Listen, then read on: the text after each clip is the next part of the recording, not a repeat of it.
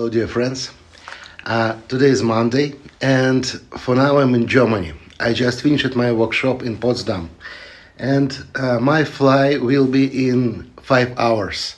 I'm going to Paris, and you know what? In the couple of hours, I will see something like that picture, and it's look like a little bit abstract, but it's truly beautiful light here, and that's exactly what I see each week that I'm traveling with my workshops around the world and in Europe. So we will try to paint that object together. As I say, a little bit abstract, and colors here is pretty beautiful. So, as usual, Baohong paper, 300 grams, Master Choice, Daniel Smith paint, good music, and wish me a safe travel. Thank you and enjoy!